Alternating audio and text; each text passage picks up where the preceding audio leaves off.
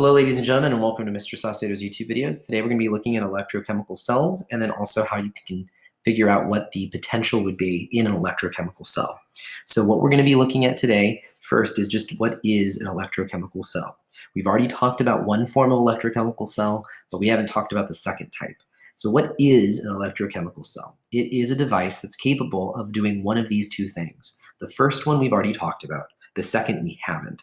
But the first is generating electrical energy, which is caused by a redox chemical reaction. So that would be like a standard battery.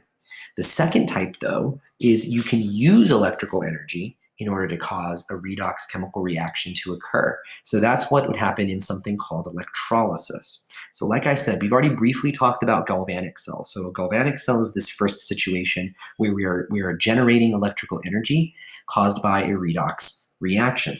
So alkaline batteries are a great example of that. Just AA, AAA batteries. You've got a cathode and an anode. You've got a positive part and a negative part.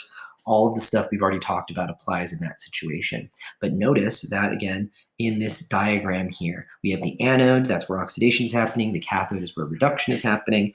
We have energy that is being generated because of a chemical reaction that's happening within these two different areas. Now notice that we have this nice little porous barrier here, or a salt bridge is sometimes what that's called, and we have an electrolytic or electrolyte-rich solution. Notice the electrolyte solutions are two different colors.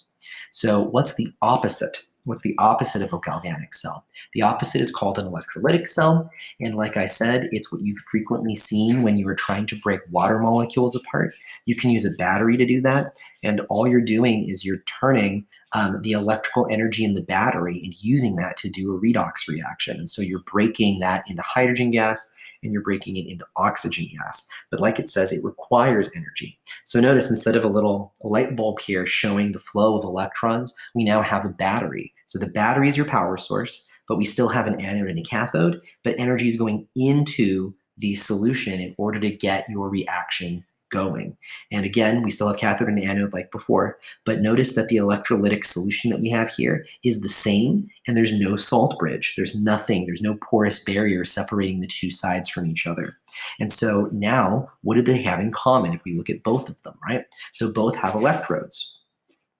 Both of them have a cathode and an anode. The cathode is still where reduction occurs in both situations. The anode is still where oxidation occurs in both reactions. And so again, cathode is where reduction happens. That's the red cat.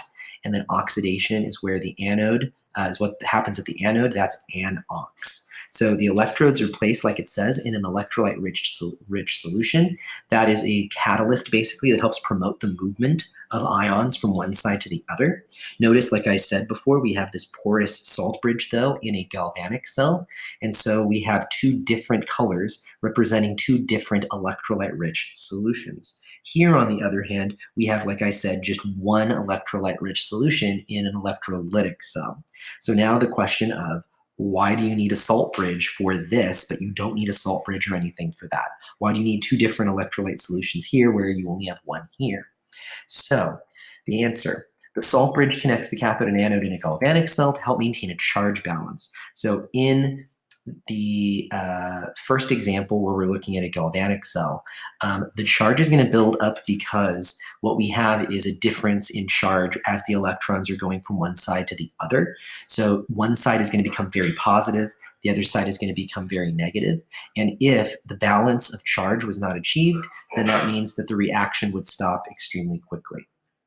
So an electrolytic cell, you don't need a salt bridge because you can use the same electrolyte, whereas in a galvanic cell, you have to have two different electrolytes. So just like before here, you can see this is our example of a voltaic cell or a galvanic cell. They're the same thing. You've got oxidation happening at your anode. You've got reduction happening at your cathode. We have a salt bridge connecting the two together. You can see that the different solutions have different electrolytes in them, but the salt bridge is basically just allowing, in this case, sulfate ions to move freely between both sides to create a charge balance. If that charge balance wasn't occurring, if the salt bridge were removed, then that means that, eventually your electrons would basically just stop moving, because there would be an extreme positive charge in one side and an extreme negative charge in the other. Okay, So let's talk about cell notation. There is a nice short way of representing what's happening in your galvanic cell, and we call that cell notation. Here's how you write it. So we write the anode and then a bar, the electrolyte that's in your anode, a double bar representing your salt bridge, then the electrolyte in your cathode, another bar, and then cathode. So for example, if I were looking at something like this would tell me that solid zinc is my anode and solid copper is my cathode. I have zinc sulfate, which would be an aqueous solution, and that would be my electrolyte in the anode. And then I have copper 2 sulfate, and that would be my electrolyte in the cathode. So that last picture that I just showed you is actually this kind of cell notation. If you were to represent it in this form instead of in a picture, everybody would still understand what's going on. Now, what about reduction potential? So luckily we have a chart that we can use to figure out which anode is which. How are you supposed to know which one's the anode and which one's the cathode? So here we have different half reactions, and then we have the reduction potentials. Notice that I only have the positive ones here, but it does continue into the negatives. So you can't really see this one. This one's negative, but it does continue further down. So reduction potentials, what are they? They are reversible purely. And so what that means is that I could easily, if I wanted to, instead of having fluorine gas on this side, I could have fluorine gas on this side and my electrons on this side, and have my fluoride ions on the opposite side. All I would need to do, if I was flipping this from one side to the other, is change the sign on this reduction potential. And so because galvanic cells are spontaneous, because they happen naturally in nature, that means that they're always going to have a positive potential overall. That means that when you're looking at your anode, it will always have the smaller potential, which means the lowest number, or the most negative potential.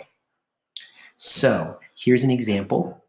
Let's write the cell notation for solid magnesium and solid silver. The salt bridge will contain nitrate ions. So let's take a look. We've got our two half reactions here. I've got magnesium and I've got silver, right? So these are our two.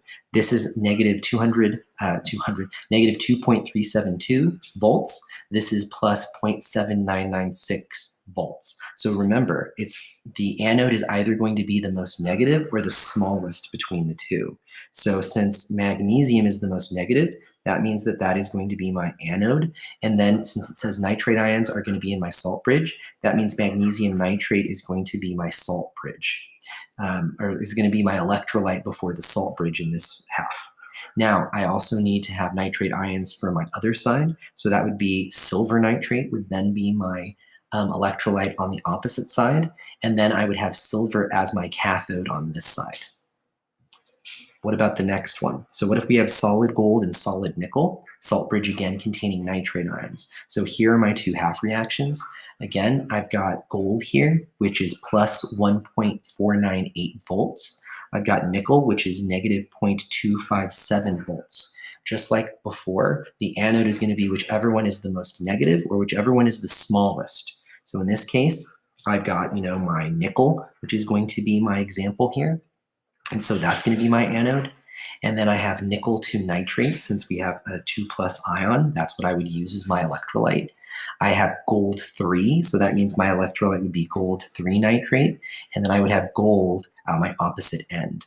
And again, that's how you write cell notation.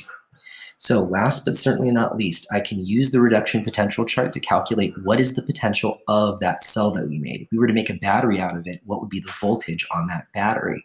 So the actual equation is that the overall cell potential at standard conditions is equal to the cell potential of the cathode from that chart minus the anode's potential from that chart. So what is the potential of the first cell that we made is the question. Okay, so let's remind ourselves we had magnesium and we had silver. So if I'm putting those in, I would have my silver come first because that's my cathode. I would subtract my anode, which would be the magnesium here. And when I do that, I would get 3.172 volts. And so that would be my overall potential. Remember, it's supposed to be a positive number. So if you ever get a negative number for a galvanic cell, you made a mistake. Last one, what is the potential for the second cell that we made? So we have gold and we have nickel. When we look at that, again, we have our 1.498, which would be the first part. I'm subtracting this tiny little fraction, but that's going to add up to 1.755 volts. And that's how I would find the potential of the second cell that we made. So again, if you have any questions, let me know. And that's the end of the video.